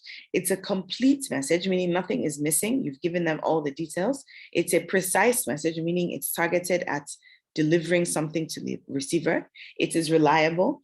You've considered the person you're speaking to, the recipient, and you're doing it with courtesy. We spoke about etiquette earlier with David. And so it's all of those things he was saying still apply in building teams, in communicating effectively, and in all the things I'm speaking about today. So what are the types of communication? We have visual communication, pictures, videos, films, posters, flyers. Those are visual ways of communicating things. Then we have verbal communication, conversation, interviews, calls, meetings, audio. And with verbal communication, there's interpersonal, meaning between people. Then there's interpersonal. Interpersonal, sorry, is within myself, within yourself. Interpersonal is between people, one-on-one. Small group is like a meeting or so, and then public is now large group. And then you have non-verbal communication, which is what you're doing when you are communicating. So I'm sitting here now, you can all see me on your video, and I'm talking to you. If I was frowning and my face looks angry, that is a non-verbal communication. I may be saying something that's funny, but if I'm frowning, my frown is communicating something to you. So my facial expression, the way I'm seated, if I'm seated with my hand behind my head like this, as if, oh, I don't really want to be here, that's communicating something. So our body language, and I'll still talk about that, is very important. Then we have written communication, letters, memos, reports, and so on. So these are all just different types of communication, and we should be aware of the different types that are available to us, depending on what we want to communicate.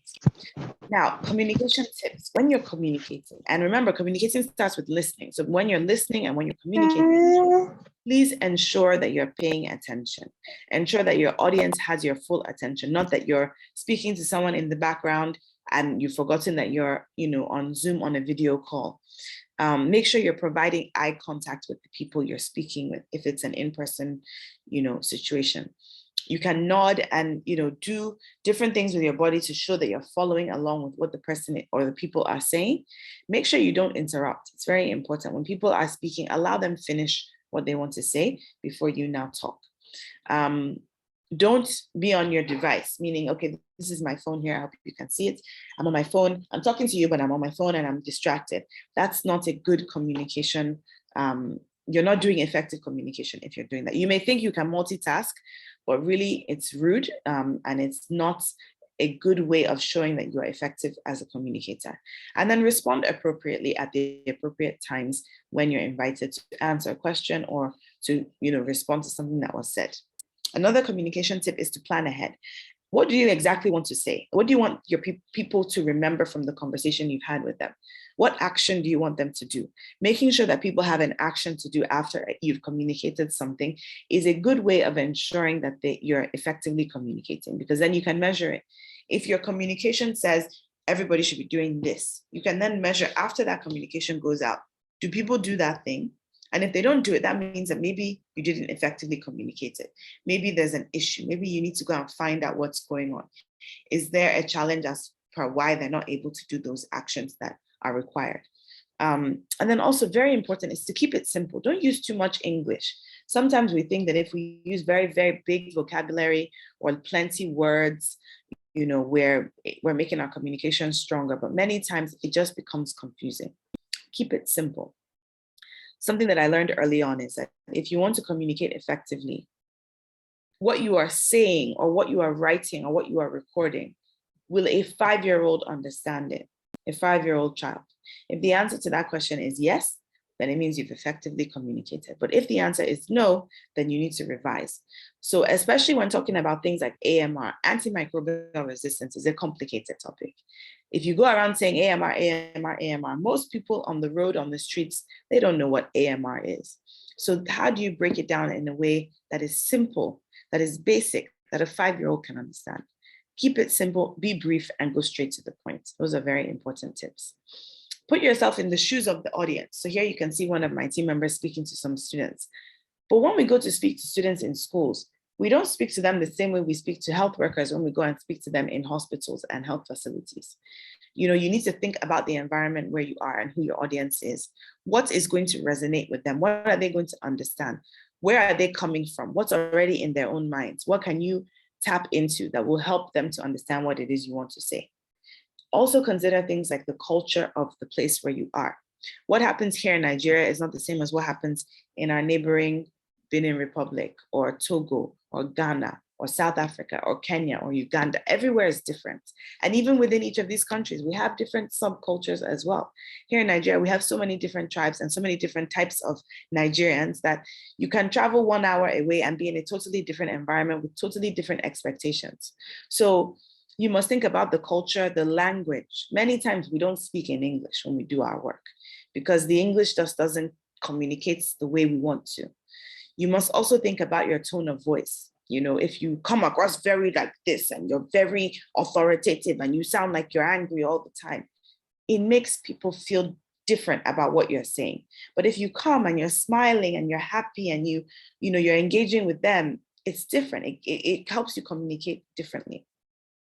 So you need to understand the needs, the wishes, and the values of the people you're communicating to. You need to be respectful of whatever they expect. You know, there's some places in Nigeria when you engage with people, you don't shake their hand. They find it to be very rude. There are places where you can't sit down and talk. You must stand up when you want to talk. So you need to think about all those little cultures and traditions and make sure you're doing the right thing for the people that you're engaging. Be confident in what you are saying, but don't be so confident that you come across as if you know it all and you're just there to tell them what to do. Be empathetic to their own situation and where they're coming from as well. And recognize your own emotions. You may be having a bad day. Maybe something happened in the office or in school and you didn't perform well on an exam. But when you're communicating with someone after that exam, don't let your frustration about the exam come out in your conversation with that person. So be careful of your own emotions and stress level when you're communicating. Now, use positive body language. We spoke about that. Eye contact. Don't cross your hands like this. I hope you can see my hand. Don't cross your hands and be walking around like this, because when people cross their hand like this, it sometimes feels like they're being defensive or they're not ready to open and be engaged with you. So leave your hands free. If you put your hands behind your body, that's nice. It shows confidence, but try not to, play with things. If you have a biro, don't keep removing the cap and playing with things. Don't also clench your fists and, have very tense body, because if your body is tense, it actually communicates something to your audience. And then smile, because believe it or not, human beings, we like smiles. We respond well to people who are smiling. And this is a scientific thing. You can actually see studies that were done and research that has been done that shows that when people smile, immediately the brains of the person who sees that smile respond. And it's not something that we're aware of. We can't see it happening, but it happens in our minds. So we've spoken about building a team and building relationships, spoken about communication. We're now going to quickly speak about problem solving. So how do you solve problems? One of my favorite things is someone taught me that when you have a problem, the first thing you do is you ask questions. Where is it? Why is it? What is it? How is it? When is it? Which is it? You ask those questions, because if you have a problem, certainly there's a cause, but the cause may not be what you think. So I'll give an example. You have a problem where people in a community are not washing their hands. They don't have the habits of hand washing. Okay, so who are the people? The community members. Why are they not washing their hands? They don't think it's important. Why don't they think it's important? Nobody ever came to tell them it's important.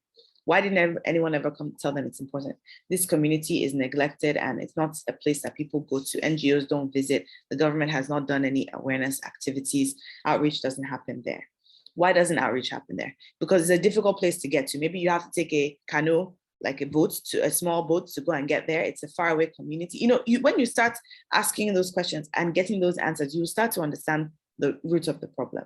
Or maybe the root of the problem is that they don't have access to water. Maybe they don't have hand washing stations in their community. Maybe they don't have, access to soap. So when you ask questions, you'll get to the root of the problem. Because sometimes you'll think, okay, these people are not washing their hands. We just need to go and tell them to wash their hands. So you go and you plan a whole outreach and you go and you tell them, wash your hands to prevent illness so that you can get rid of germs so you don't get sick. It also helps prevent AMR. And you finish your program and you go away. You come back in a month and they're still not washing their hands, because you assumed that the only root of the problem was nobody told them. But maybe the real root of the problem was nobody told them and they don't have access to water. in which case you can tell them, but they won't be able to do that thing because they don't have the materials and supplies they need. So it's very important to ask a lot of questions when you're problem solving. And it's also important to be creative, because there are many problems we need to fight in this world that are not straightforward. If they were easy, they would have already been solved by somebody else, right? So if we see a problem that has not been solved, it means it's probably a difficult one. And it means we may have to be very creative when we come up with our solutions. So there's a problem solving cycle that I'll just quickly go through, and I'm going to use a personal example from our work to take us through it so you can understand. It's called PDCA, or some people call it PDSA, plan for P, do for D, C for check, and A for act. So you plan something, you do it, then you check the results of what you've done, and then you act. So it's like a way of testing a solution to a problem. And it starts by defining the problem, which is what I did earlier, where you ask your questions. By the time you finished asking your questions and you understand the problem, you now brainstorm solutions. You pick one of those many solutions, because you can come up with like maybe 10 solutions for one problem. It's possible, but you can't do everything all together. You start with the one you think maybe will be the most effective. And when you have that one, you test it, you do it. When you've done it, you go back and check, did it work? Has it helped? Is it better? Then if the answer is yes, you now implement that thing across. So I'm going to use the example for us in our work of how we tackled, well, how we found a small solution to an AMR problem. Now in Nigeria is #1 in the world for open defecation, followed by India. India is the only other country in the world that has open defecation more than we do. And open defecation, as I'm sure you know, is one of the leading causes of infection in communities. And when you have poor access to hygiene and water, poor access to sanitation systems and water, it can also be part of the problem of infectious diseases. So we had a problem. And we also had a more specific problem where we knew that in schools, students were taking antibiotics for pain. They would have a headache and they would take antibiotics. They would have a fever and they would take antibiotics without even knowing whether or not their fever was caused by a virus or a bacteria. So we had a few different challenges. And so we started brainstorming solutions. How can we tackle this problem? How can we address the AMR problem? We needed to be innovative and use creativity because it's a hard problem to solve. And so we decided to go and use youth, because youth are a lot. In Nigeria, most of our population, the majority of our population is considered to be youth. And in school settings in particular, they are exposed to infections and they are using medication in the wrong ways. And so we felt that being that is the future generation of our country, we wanted to start there. And so what did we do? We decided to develop a curriculum that engaged students to become AMR ambassadors. So you can see them here during World Antibiotic Awareness Week. They did an assembly where they did like a drama, a skit. So one of them you can see is playing the role of the doctor. You have this girl here with the backpack on her back and the microphone. She was the narrator. So she was telling what was happening during this scene. This person is a student. This is a nurse. That's the student's, supposed to be the student's parent over there in the back. And they were playing and, finding interesting ways to communicate about antibiotics and the way to use them properly. How did we get here? We started by, our solution was, we created a curriculum, like I said, and we implemented it through school clubs. So we created health and hygiene clubs in 4 schools across 1 state here in Nigeria. And we just tested it. We didn't know if it was going to work, but we just developed the curriculum in our office. And then we would go to the schools every week and deliver the curriculum to the students. So you can see here, one of my colleagues delivering the curriculum to some students. They're sitting around, they're drawing posters, and it was a creative thing. They would use their talent. Some of them sang, some of them created songs and raps, and they were all around the issue of antimicrobial resistance, personal hygiene, hand washing, sanitation, food safety, sexually transmitted infections, and things like that. Now, even for this solution that we did, we had to use the skills we're talking about here today. We had to build our team. Who is going to support us in this project? We're going to be going to schools every week. So we built a team. You can see the team members here in the picture, and that's me in the front. So we built our team. We communicated with ourselves effectively, And we were doing problem solving. So this is just an example of how everything can come together. After we implemented and tested that solution, we now examined our results because we were assessing students all along. We had qualitative and quantitative data, as you can see on the screen. We had focus group discussions. We had a lot of different things going on. As a result, we found that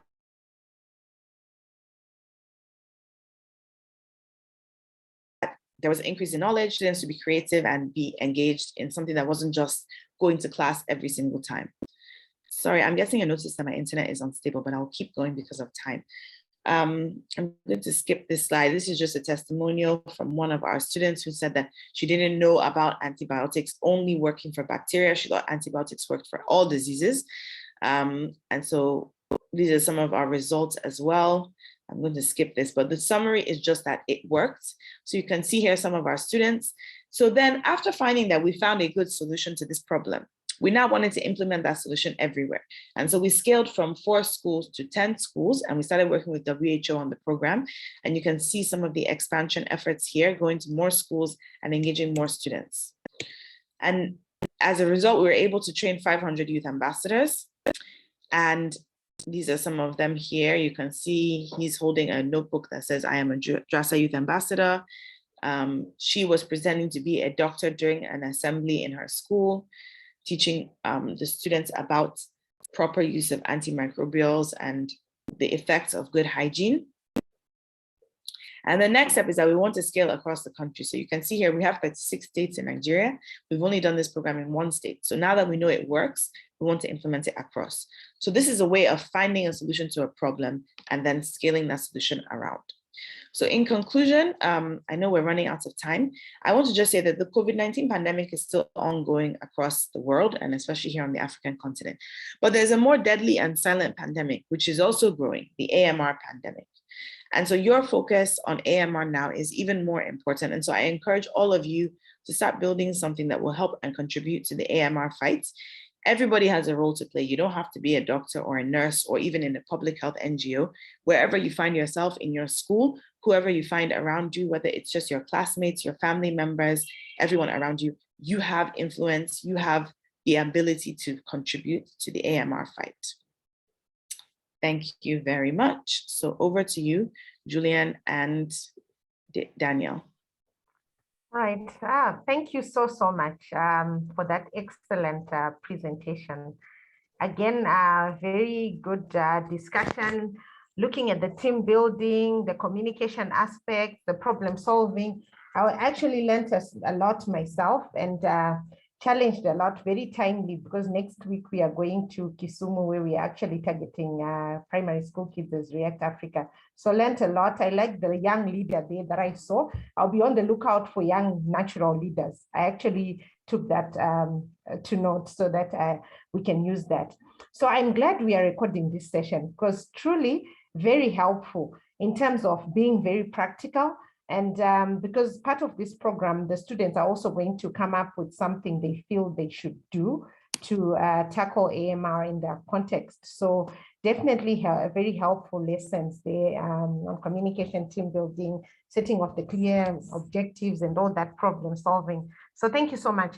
Daniel, this session now, do we have any questions for both our presenters? I'll hand over to my co-moderator, Daniel, to just let us know whether there are any questions that haven't been addressed on the chat.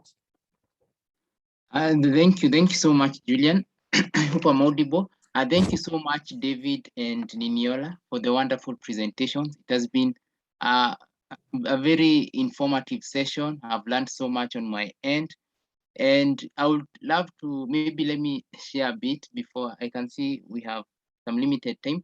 But this is just a manifestation of how you can grow relationships and how you can learn continuously with people. Niniola is a good colleague. We kind of share ideas sometimes. We had some session last year, and through that interaction, we have been able to, build relationships. And even when I invited her for the session, at least you can see she was willing to present. So this is just an example of how you can build relationships. Over to David. David, we were in the same campus, as he has told you. He's not very old. He's quite a young man, but very energetic. He was my mentor since I was in first year. I can say he has nurtured me and he continues to nurture me. I visit him frequently, you know. We have sessions where I go and listen to mentorship and see some steps. So I'll encourage us. We can also, you know, look for mentors, as you have been told, people who are aligned to your interests. Yeah, so no question from the chat. I'll just pick one. I'd seen one question from for David, and it was from Ruth, and Ruth was asking, how can we deal with disagreements in our workplace? Maybe David, how do I deal with negative people and disagreements with workmates? Yeah, maybe David, you can answer that one quick. Okay, thank you, Daniel. So, well, dealing with negative people and disagreements with workmates at the workplace. The negative people who naturally, they would be pessimistic, yes. But the question is, does it, in our environments, we need people who would maybe tell us what we don't expect, because the negativity can be biased. Because there are certain things that, let's say, for example, as an individual, I would be erring in some way that I'm making a mistake, and I need someone to call me out when I'm making that mistake. That is not negativity. Probably we have an organization, we're running our project, and it's not heading where we need to, and we need that negative criticism. That actually it's positive criticism, but presented in a negative way that can help us align. So you need to look at that. But the negativity that someone is attacking you at a personal level, then the key thing would be, one, you can mention it to that person, by the way, this is something that you've been doing, that it doesn't align with me. I don't feel it's appropriate in this environment when we're looking at the etiquette component of it. And I think if you should desist from doing that. That is one bit. And then laughing at disagreements in the office, the key bit would be, what is the root cause of these disagreements in that office setting? If it's in terms of maybe someone conducting themselves unprofessionally, inappropriately, then you need to discuss and find solutions for that root cause of the disagreement, and then move from there. Then in workplaces, what I know is we can have difficult workplaces and we can have conducive workplaces. Either way, these workplaces are made by people and individuals. So the key thing is, can you establish an environment where you can actually openly engage with your colleagues at that workplace? Can you talk about challenges that you're having? What corporate culture do we have in that organization? Because I know, like, let's say, for example, Daniel, when you're running SAS with your team, at times there are people who bring new ideas. Just the same way Niniola mentioned, you're working in a team and some people who are younger than you, probably they're not the leaders in that group, but they have ideas. Do you give them an environment to present these ideas? If you give them the environment to present those ideas, they feel valued, they feel respected, and they feel seen of value of contribution to that work. Then that one now helps you to address these disagreements, because people are coming from an objective perspective, wanting to contribute and help you develop the work, rather than coming to make you feel less adequate, less qualified for the job and all that. I think those are the components that I could contribute in that question. Thank you, Daniel. Thank you so much, David. We also have, I'm also part of Ryculture group, the social interface by David. We also engage quite frequently. There's a summit that happens, so when there are plans, I also share them in the group too, so that at least you can also attend the youth summit. Very good leadership sessions. Maybe and just to add on to that, yes, from our engagement with Daniel through Ryculture was founded in 2017. SARS came into place in 2019 when I was transitioning from campus, SAS Africa. And over that period, Daniel joined the university, that is in 2016, when I was in my 4th year of schooling. And being able to be integrated into that team with a 4-year difference, doing the same course, and having to work with him as an integral member, as a director in the team, is a show that we give each other an opportunity. I didn't start from where I am, but I had someone who held my hand and gave me the platform to manifest what I could, and also gave me the opportunity to express my ideas. So those are critical things that we need to contribute, and we need to be out there to share ideas and to correct others when we need to get to correct them, or even to accept correction as well. Yeah, thank you, David, for that. I remember I was when Ryculture was being formed, that was back in 2017. I was a fresh first year student, and I remember approaching David, and I was very inquisitive, and with time I was able, I think this is what built me, and I owe him a lot. He really shaped me into who I am today. Maybe one question for you, Niniola. It kind of relates with what David has done, but more in a team aspect. Paddy asks, how do we deal with conflicts arising from working as a team in such projects? And how do we communicate in such circumstances? Yeah, that's a great question. Conflict is difficult because it involves emotion most times. And so one of the most important things, again, is when you're communicating, when conflict arises, communication is key. It's important that depending on the nature of the conflict, you engage all the parties involved and hear everybody equally. Whether it's, the boss and the junior staff that are involved in this conflict, it doesn't matter who is who. Everyone has needs to have an open space to come and present their side of the story. What sometimes, depending again on the nature and the level of the conflict, you may need someone a bit neutral to come and mediate the situation if it's in between two people, understand what happened, and then really, for me, what I found in team situations is the best way to resolve conflict is to focus on what we can learn from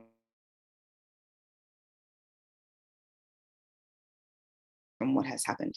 Bumps on the road, but if we can look at those conflicts and see what's happened, how did we get here, and then focus on learning lessons from that thing to make sure those things don't happen again.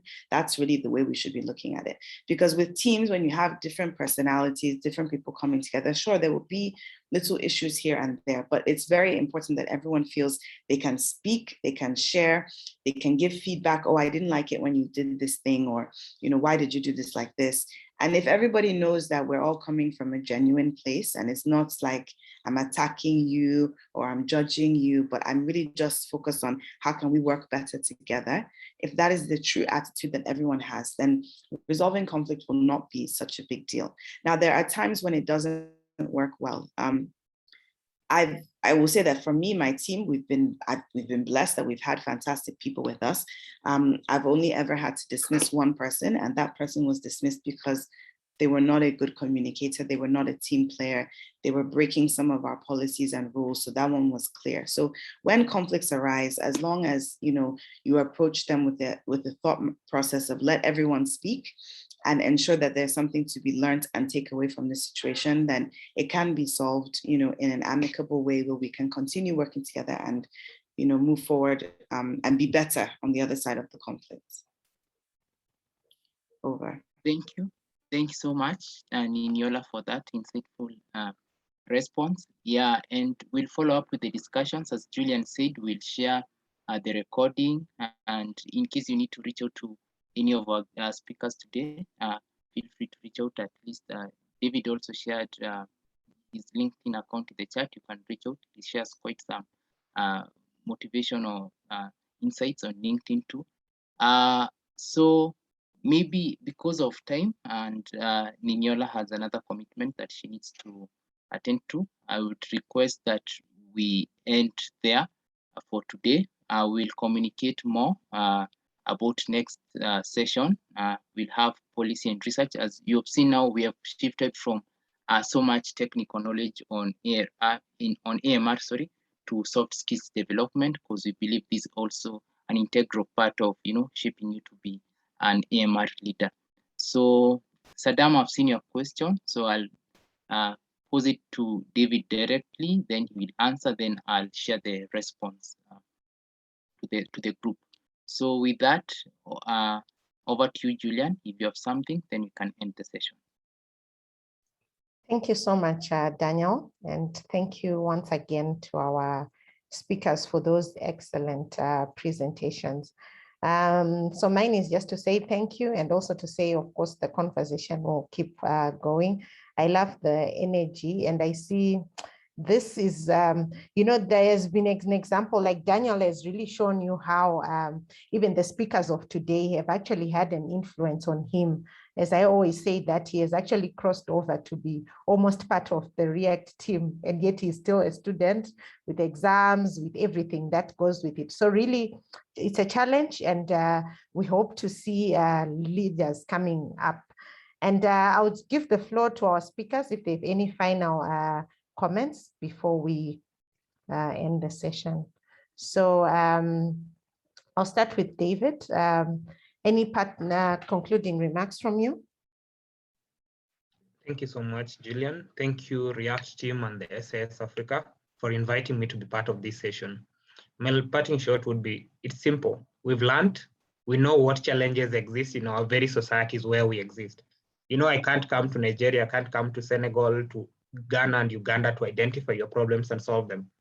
But by this platform where we share insights, you identify your problems, use these skills, apply them, and make a difference in your community. Once you do that, we'll all be winning and we'll be saving the human race. Thank you so much.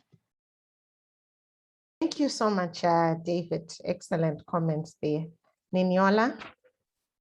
Thank you, and thank you again to the organizers, React and SAS. It's very great to be here. I think for me, I would just say, I want everybody to stay encouraged. It can be hard, I said that these problems you want to solve, they're not easy problems. They're very complex and complicated. There's so many layers, but don't get discouraged. Even if you do something and you don't get the results you desire, it doesn't mean you shouldn't stop. You should stop. Please keep pushing. As David has just said, we're serving humanity at the end of the day. So please, let's all do our part. It may not be easy, but that's why we have this community of people. And, thankfully we have React, behind us and building us up to be able to do the work effectively. So please just stay encouraged, keep pushing, and we'll get there day by day, step by step. Thank you. Thank you. Excellent remarks there. I will not dilute anything. I think let's just turn on our cameras, if you don't mind, shortly, so that we take a group photo. We've been encouraged to smile. Smiling, part of communication, we have been told that today. Sorry, I've got some background noise with the construction happening here. But right. I'm seeing beautiful smiles. Wow. Good. Let me just take some screenshots there.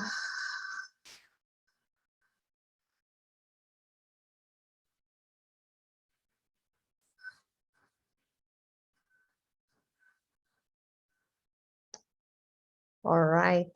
Thank you so much for that. And Daniel has mentioned what our next session will be about. We'll communicate further on Slack. So thank you so much once again for making time. Until next time, bye. And let's keep the conversation going. Bye-bye. Bye, Bye, everyone. Thank you so much. Bye-bye, everyone. Thank you. Thank you so much. Bye-bye. Bye-bye. Thank you.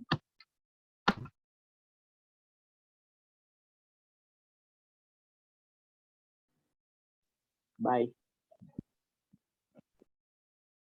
Thank you.